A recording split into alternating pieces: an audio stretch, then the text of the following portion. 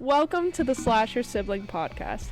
I'm your co-host Cicely, and this is your host, and my brother, Hayden. There you go. And today we're going to be talking about Scream with Ghostface. It came out in 1996. It's rated R. The movie is an hour and 51 minutes, and it's 7.4 stars out of 10 on IMDb. There you go. The movie... For the people that don't know what it's about. Yes. A year after the murder of her mother, a teenage girl is terrorized by a new killer who targets the girl and her friends by using horror films as a part of a deadly game. This is a very classic movie. Classic. It's one of the... Yeah, it's an original classic. It's one of the ones that everyone thinks of. You know, Freddy, Jason, Ghostface, Chucky, Pennywise, everyone knows, who they are. So one of my favorite scary movies.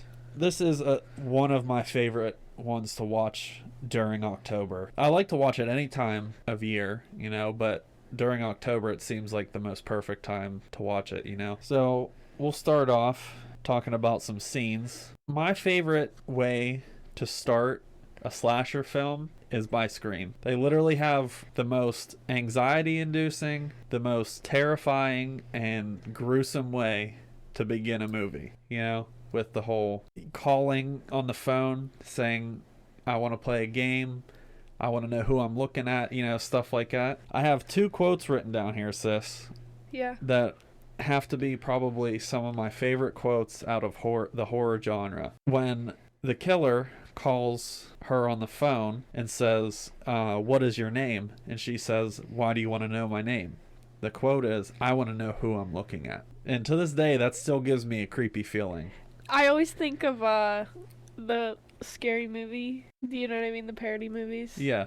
He goes, I want to know who I'm looking at. Turn to page 84. Oh, yeah, that's true.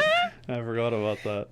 I think about that so much. I don't know if it's page 84, but it's something like that. Something like that. It's still funny, though. It's so funny. But the other quote is, to see what your insides look like. That has to be the two scariest quotes to hear on a telephone. Imagine someone calling, you don't know who they are, and they say two things. I want to know who I'm looking at. It's like 2 a.m. I want to know who I'm looking at, and I want to see what your insides look like. How terrified would you be, sis? Honestly, I would just hang up. You have no way of defending yourself. I wouldn't even... I'd be like, try to come in. My dog will bite you. That's true. So, like I was saying, it's my favorite way to open up a slasher film. There's a couple things that I always think of when someone talks about Scream. So, there's obviously the phone call. And the game of him asking her questions about horror movies, but you could see Steve's outline on the patio in front of the pool through that whole movie, like through that whole scene. Like after she looks out the back door for the final time, you can see his outline in the shadow. Steve, the boyfriend who gets gutted, that has to be the start of the coolest scene in that movie, or out of some of all horror movies, really. Brutal. It's like it's very brutal. And then Casey ends up getting gutted too. Like She's that's even worse. Hung from a tree. She's yelling for her parents, and her parents and it's awful. And you could hear her like gasping on the phone. Yeah, that was freaky. That's always a freaky thing, is when she picks up the phone to call 911. She's like, I can hear her. She's like, here. Imagine that. She's here. Yeah, like that would be awful. I know. Those two. That whole intro always sticks in my mind whenever. It's a good one. Drew Barrymore. Oh yeah, Drew Making Barrymore. the popcorn. Yeah, it's all with iconic, Bob. all classic, and it has to be one of the best openings to a slasher film.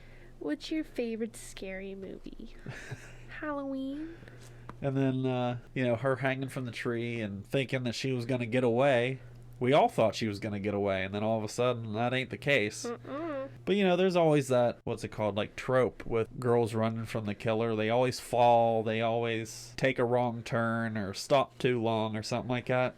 We know she's like huge for that movie, and she's only in like That was what, 10 minutes? Yeah. I think 10 minutes of the Yeah. 2-hour movie. anytime someone does like a Scream Halloween costume, it's always her. It has to. I mean, that's the Which most iconic I would part. do too. Yeah. Yeah. I would love to do that. So moving right into the movie, there's the first scene. We get introduced to Sydney Campbell, and she's sitting there on her computer, and all of a sudden she hears some noises, and Billy pops in the window. And this scene always makes me laugh for a few reasons, because he snuck in the window that way, right? And she screams because it scared her, and then her dad busts in the door, right? Yeah. There's a scene where she takes unlocks the door, like closes her closet door to open her bedroom door, Yeah. and she turns around to look for Billy, and he's not there. And the look on Sydney's face kills me every time in that scene, because it's like utter confusion of like where he went. Yeah. Like he's under the bed, like we know that, but Yeah. she turns around and looks, and she's like, Where did he go? where did he go? Like the utter confusion. Did you expect him not to hide? And then he pops up with And then he the pops stuffed up with the little animal. bear. But did you expect him not to hide? Like that's Yeah, so. I think girl. it's so funny the way she turns around and then is completely surprised that he's not there anymore. Her poor dad. Her poor dad. But another part of that scene is when Billy sneaks in through the window and immediately makes fun of her nightgown.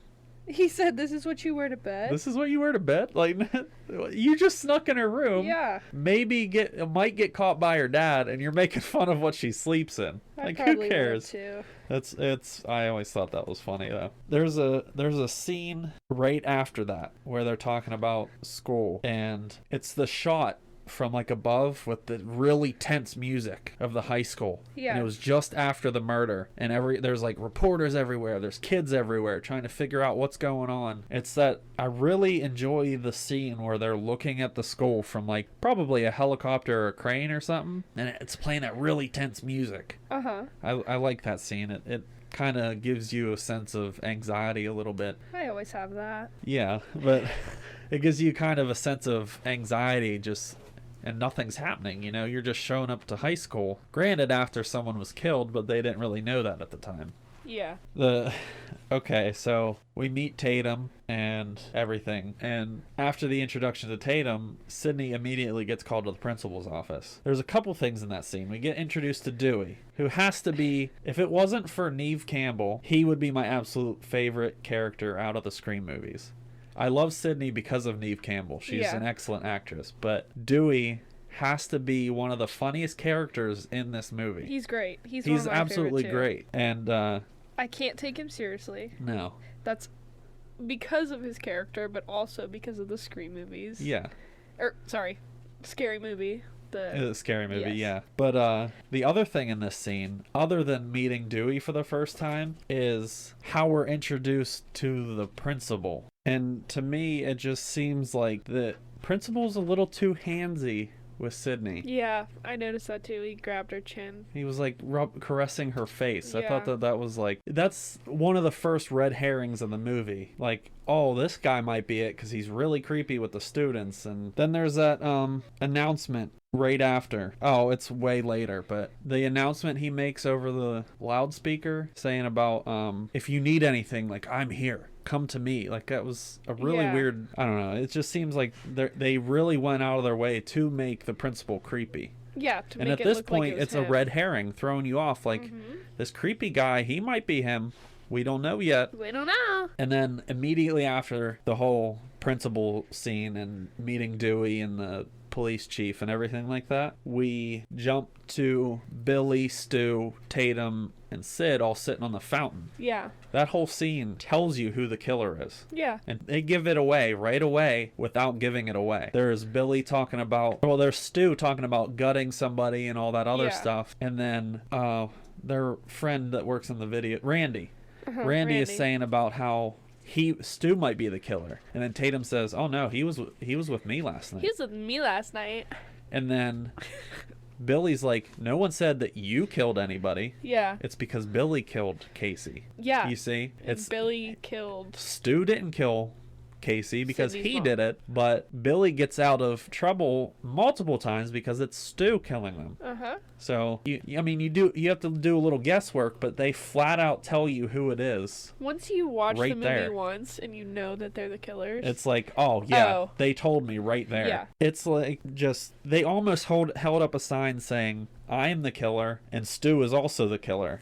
You know what I mean? Without being that obvious Yeah. about it. I like that they had two killers though. Yeah, I it think was that was different, and That's a very big twist. it threw you off because you're like, oh wait, he's right there, but this guy was just killed, so it couldn't be him. Yeah. If you're watching it for the first time and you don't know. And then there's the scene right after that where Sid's chased through the house, right? Yeah, And she gets into the bedroom, and then all of a sudden Billy pops up. Billy pops up in the window and his cell phone falls out of his pocket. I wrote down here that I thought it was funny that this is the year where having a cell phone is incriminating to you. Yeah, I was like, because it fell out of his pocket, and she was like, oh my god. Yeah. You're the killer? I was like, it's a cell phone, girl. You can tell that this is a 90s... I mean, you're right. You're right. He is the killer, but that's also like the worst... That's a cell phone. It's a cell phone, but like back in 96, cell phones weren't... I mean, yeah, Billy says every kid has one, but they really didn't. There wasn't very many people with a cell phone. And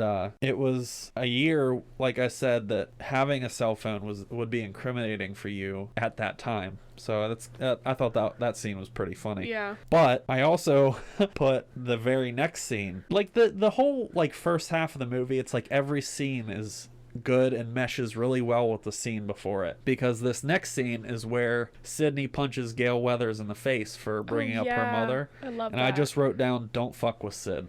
That's all I put down, because we know exactly what that means. Her coming out of the police station, her running up into her face with a camera and a microphone, talking about her mother and all that other stuff. She gets rocked right in the side of the face. It's like, that's all I wrote down. Don't fuck with Sid, because that's such a like awesome. an powerful scene to show like Sid's not going down without a fight. That told you right from the beginning that she was going to be the one to, if anybody, she was going to be the one to outlive this thing. Oh, yeah. I was like, kind of had that symbolism. Love that. Yeah, exactly. I would have done the same thing. Square up with her. The very next scene, once again, I have Red Right Hand is the theme song. Now, I don't have anything special about it, but it's the theme song for Peaky Blinders. Like, as soon as Peaky Blinders opens, it's Red Right Hand. I just never realized that until I started watching Peaky Blinders, and then I just thought, every time I hear it now, I think of Peaky Blinders, but I didn't realize it was in Scream, but I thought that was pretty cool. But once again, the very next scene where Sid sees the guy. No, that's not it. I'm jumping a little further ahead. Tatum's number 10 jersey. Yeah. The crop top jersey with the number 10 on it. That's like an Easter egg to Nightmare on Elm Street. Johnny Depp wore that number 10 jersey.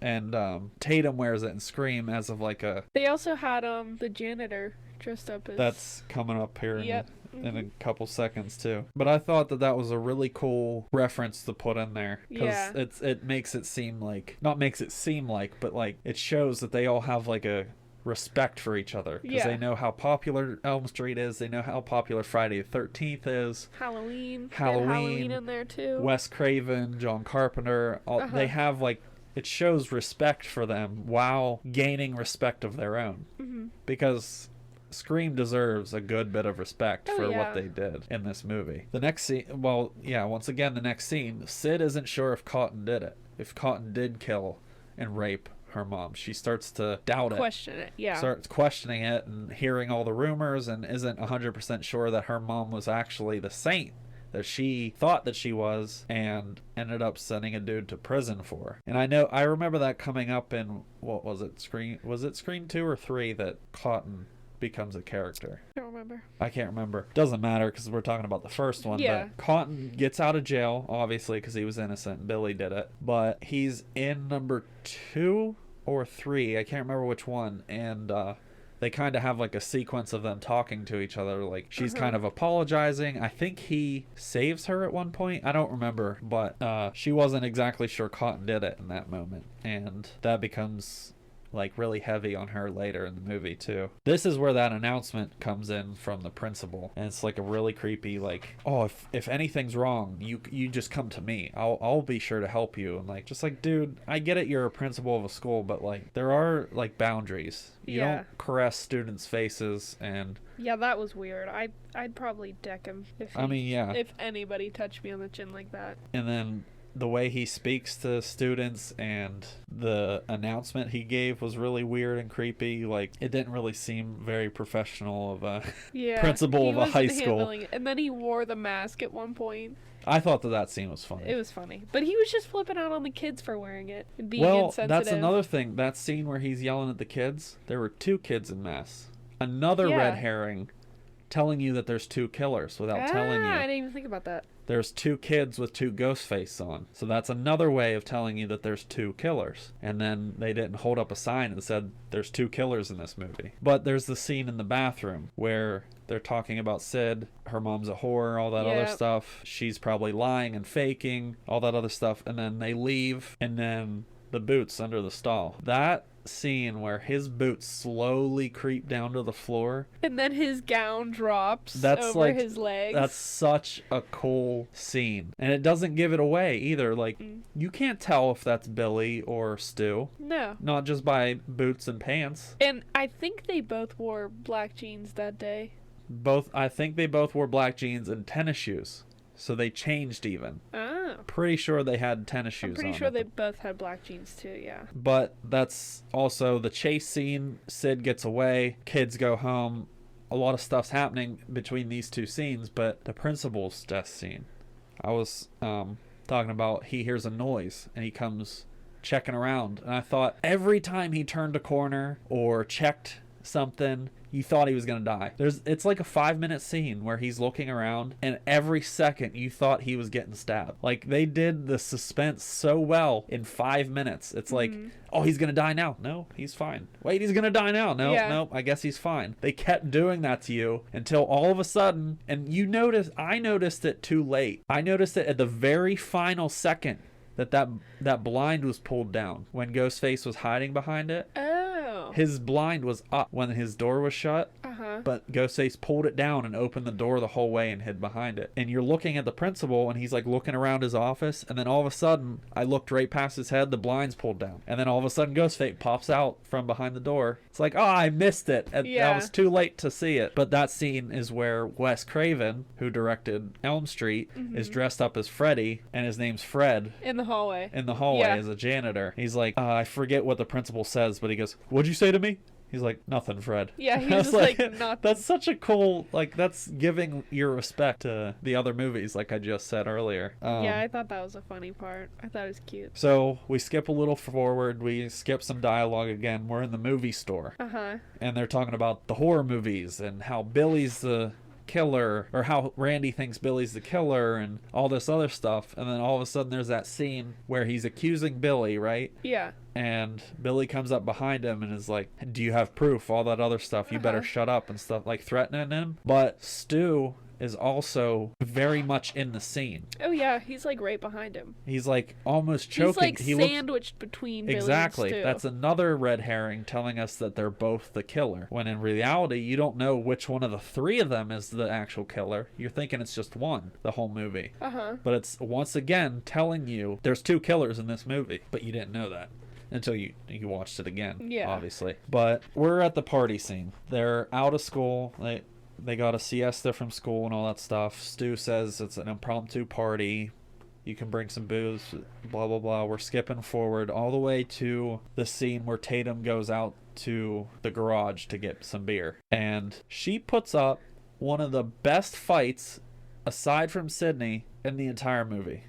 I have written here that Tatum deserved to escape. I feel like Tatum's character was done dirty by the amount of fight that she put up. She made that really funny scene with, "Oh, can I be the girl in distress," or whatever. "You want to play horror movie," or something like that. That funny scene. And then she's like throwing beer bottles at him, hits him with the fridge door, like runs over and opens the door. In beer. Like that. I feel like that she deserved to escape Ghostface, which kind of sucks that her death scene was kind of dumb because the garage door is not going to lift a full body like that. But that's a pretty gruesome way to die. That was gruesome. They showed her face while she was getting squished. I know, but I feel like that she deserved to escape him. Yeah. She put up a really, really big and good fight in that scene. And then there's a little more skipping ahead. Gail puts the camera on the party, all that other stuff, and then we get to when Billy shows up. People are leaving for the curfew. Billy shows up at the party. They kiss and make up to once again throw you off the scent that Billy's the killer, saying, oh look, Sydney made up with Billy, you know, it's not him. And then once again you're cutting Billy out of the equation, saying, oh, it's probably Stu, or it's probably Randy, or at this point we start to think it was Neil, Sid's dad, and this is Billy's death scene. So now you're like, okay, it definitely isn't him. Yeah. You know, you're thinking it couldn't be him. Yeah, because he's getting stabbed. He's getting quote, stabbed. quote. He's dead. Quote unquote stabbed and dead. Yeah, yes. But like, how many more red herrings can this movie throw at you until the big reveal at the end, you know? Uh-huh. And then I have written down the rules of the horror movie scene. Yeah. They're watching that horror movie and they're saying all the rules, and I thought that these rules... No sex.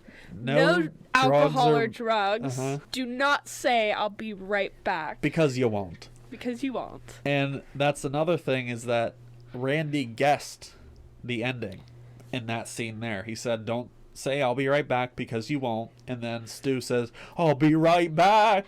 And he's like, all right, I'll find you in the kitchen with a knife. As a joke, but how does the movie end? He was right. No, he was right. Randy knew everything the whole time. Exactly. He's so smart. And then right after that, there's the whole, I got a report of finding a car in the bushes by the side of the road. I need to go check it out. Do you want to come with me? Sure, let me grab my jacket, blah, blah, all that other stuff. They're walking down the road, almost get hit by the cars. Fall into each other, have a little, and then little something, something. They find Neil's car in the bushes. So that makes me start to think, did Neil ever go anywhere, period? No, I don't think he did the whole time. I think that they captured him immediately walking out of the house. Because he was wearing the same stuff. Exactly. But I thought maybe he got outside the city, they drove him back or something like that. But no, I think that he was there the whole time. I think that he got captured at the front door. Well, yeah, because and then they stashed his car somewhere and then brought the car back for when they wanted to frame Neil for the killings. And just shoved him in Stu's closet. Exactly. And it makes you think, like, what did we actually miss?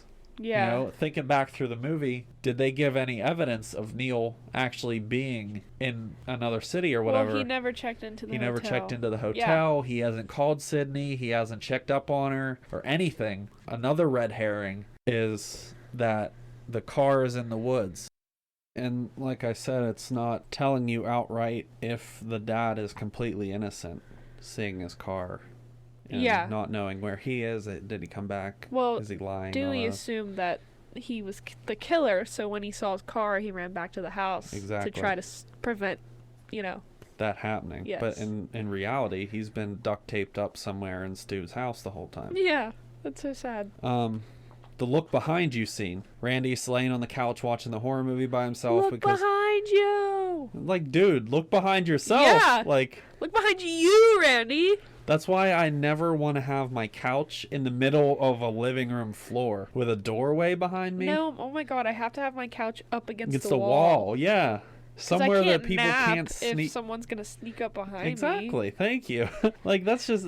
Look behind you. Come on. Don't be dumb. Look behind you. Dude. Yeah. You look And then they're in the van like, Randy, look behind you. Oh no, it's on a 30-second delay. And then all of a sudden he gets his slips. Yeah. But then that leads into, I have written down, a classic and really one of the first real whodunits. Who done did it? Exactly, like, because, she's just been chased, Gail's wrecked the van, all that stuff happens, Sid's running up to the front door, and Randy's yelling for her, Stu's running after, like, he did it, Randy. And then all of a sudden Billy falls down the stairs. Very dramatically, yeah. Yeah, and all that other stuff, like, this is a classic, and one of the first that I can really remember, like, who did it? Yeah. Like, we still don't know. Yeah. There's red herrings once again everywhere. And then the big reveal happens. Billy kills Randy. Then all of a sudden you think, oh, we knew it. Billy's the killer. He's faking. And all of a sudden, Stu comes in. It's like, Stu, help Sid, you know? Sydney's asking him for help, yeah. Stu, what the... Are you kidding me? Like, you didn't know this whole time that there were 2 killers. This is one of the biggest reveals out of like a mystery thriller horror movie is that there were 2 killers at the end of Scream. Yeah. Like, I can't think of a movie that had a bigger reveal quite to that magnitude. Like, there are big reveals for a lot of horror movies. Like, Jason is the son who got killed in the lake. And yeah. His mom's doing all his dirty work. Exactly. But like, there's 2 killers throwing you off the whole movie. Then all of a sudden, we were all wrong, you know? And there's that whole scene where they're making up the conspiracy that Sydney killed herself because her dad was the killer, because he killed all of her friends, killed Billy and Stu. And there's that whole elaborate process and everything. And I thought that was honestly a very well written plan. Like, that's not a terrible plan. Yeah. But I have written down that it's the perfect way to end a murder spree, is that Sid gets away, beats the crap out of both of them, stabs him with the umbrella, and then Gale shoots him. And then there's like, oh wait, this is where he pretends to be dead, but he really comes back for the final scare, and he does it and shoots him right in the head. The reason I love Sid so much is not only is she a badass, but she had some of the coolest one-liners. Yeah, she did. She really had some of the coolest one-liners. Not in my movie. Like, that's... Yeah. Come on, Sid. You're awesome. After doing all that stuff, getting the crap beat out of you, finding out your boyfriend's the killer, and he killed your mom. And killed your mom. He killed nearly your killed mom. you. Nearly killed your dad. And, you know, did all this stuff, right? And then you're just like... Not in my movie. Like, that's such a badass way for you to go out of a movie. You're right. So, do you have any scenes that you can think off the top of your head that you really like to talk about that we haven't gone over yet? See, I didn't write anything down because I just know the movie. But I like how Ghostface is so clumsy. Yeah. I think it's really funny because, I mean, they are teenagers. Yeah. So it's not like they're going to be amazing at this. Right. And I like how he's always falling. I just think it adds some comedic relief to the movie. Exactly. And then there's a bunch of little scenes. I don't know if you noticed that Ghostface just like pops up in all the time. Yeah. Like the one time you see him running through the woods. Yeah. And he's in like the reflection of the glass all the time. Like he's always just there. Yeah. I thought that was really funny. But it's just, and then Gale Weathers. I love Courtney Cox in general, so... she wanted this role as Gale Weathers because she wanted to do something different she wanted to play the bitch character to counteract her friend's character. Yeah. She liked being in Friends, but she wanted the bitch character to counteract that a little bit. She said she thought it was funny. Yeah, I really like her character. So yeah, I really love Courtney, and I think I know she's not everyone's favorite character, and she's not supposed to be, but I like her. She comes back to help Sydney at the end, so... Right, she's in all the movies. Yeah, and, you know, she is... Gale becomes an important part of the Scream franchise, too. Yeah. Even if she isn't the absolute favorite or anything. But I like her character. She's just so mean, and she's always slapping her camera guy. It's so When funny. I tell you to move, that means move. Yeah. There's one scene where she just slaps him right across the face. I thought it was funny. Like, yeah, you're a boss bitch, aren't you? Okay, so why do you love this movie? I like the aesthetic, as per usual. As per usual. I love Ghostface. I just think he's funny. Rather than super serious, you know what I mean? Yeah. Like most of the killers. Like Michael Myers. You're not laughing at Michael Myers. No, definitely not. But Ghostface can make you laugh. I think he makes me laugh. So I like that. And then I like how he calls them before and makes them answer scary movie questions. Yeah. I think that's funny. That horror aspect, horror film aspect. Because could you imagine how she felt trying to like save her boyfriend's life? Yeah, I know. By answering the question and then she got it wrong? That's yeah. nuts. I mean, to be fair, that was a pretty trick question. I mean, yeah, Mrs. Voorhees is the original killer, but when you think Friday the 13th, you do think of Jason. Yeah. But still, yeah. My reason, I have not only because of Neve, Skeet, Matthew, and David. That's Sydney, Billy, Stu, and Dewey. respectively. I love the casting choices. Neve Campbell is an amazing actress as Sydney. Skeet Ulrich is amazing as Billy.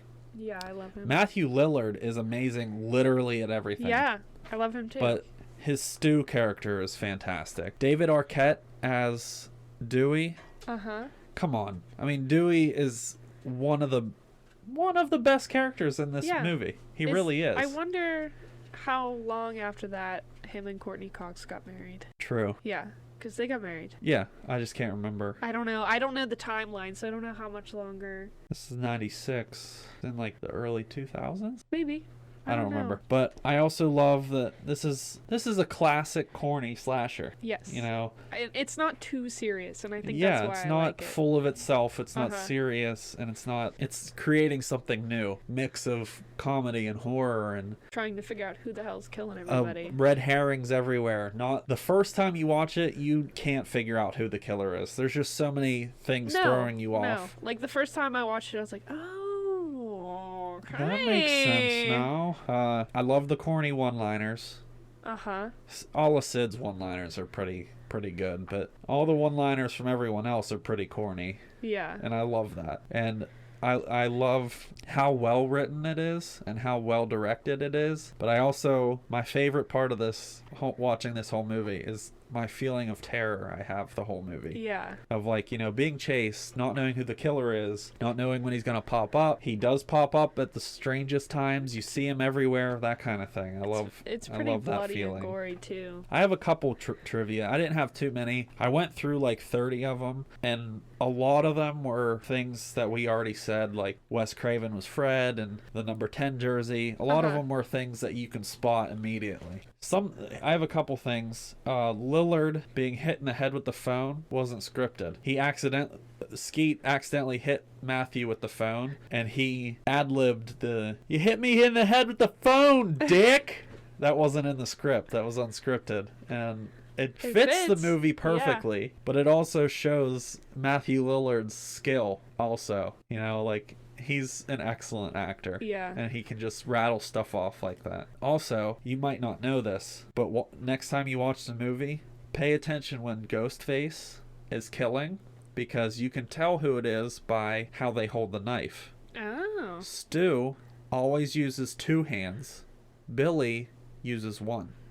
Interesting. So you can tell who's wearing the suit by how many hands they're using. Huh. And I also believe that Stu is always the one falling. I kind of thought that too. Billy's a little more serious. He's just so like tall and goofy. I figured that's probably Stu. So the one, I think the bathroom, when he tries to get Sydney in the bathroom, that's Stu. I thought that was Stu too. Billy killed Casey and Steve.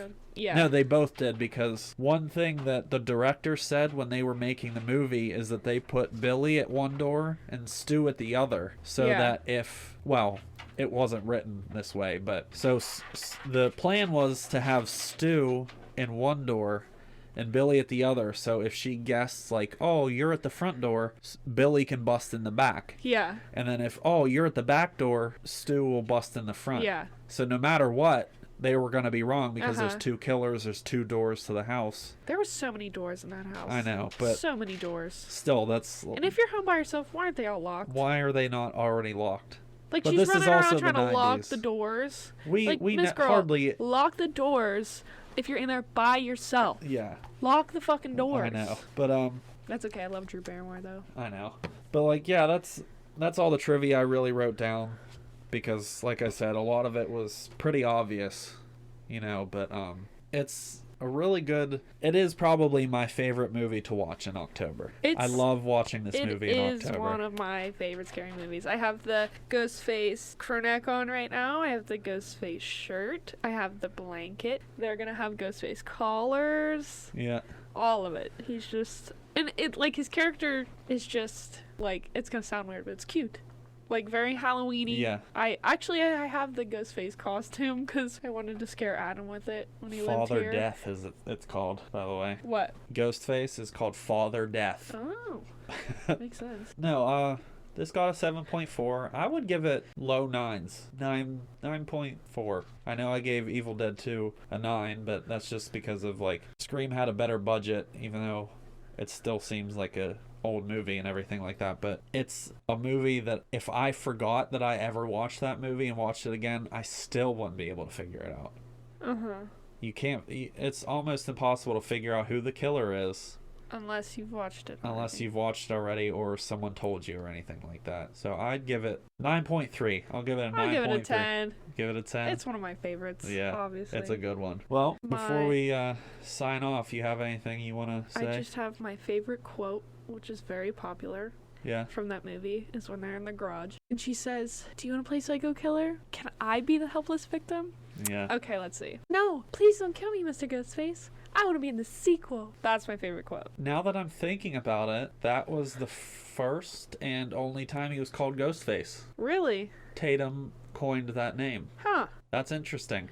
Now that I'm thinking of it, I don't remember him being called Ghostface. That's true. Because his costume is technically called Father Death. If you, in the police station, they turn over, he's like, "Oh, you can pick this up in any 5 and dime store," and he turns it over and it says Father Death at the top. So I'm pretty sure Tatum's character and the actress that I can't remember her name. I don't know, but she's awesome. She is. And she is one of my favorite characters in the movie. She coined the Death Face name. I like her a lot. Yeah. And she's really good to Sydney as a friend. Like I said, she deserved to escape. Yep. She fought for that, but it wouldn't be Scream if Sydney wasn't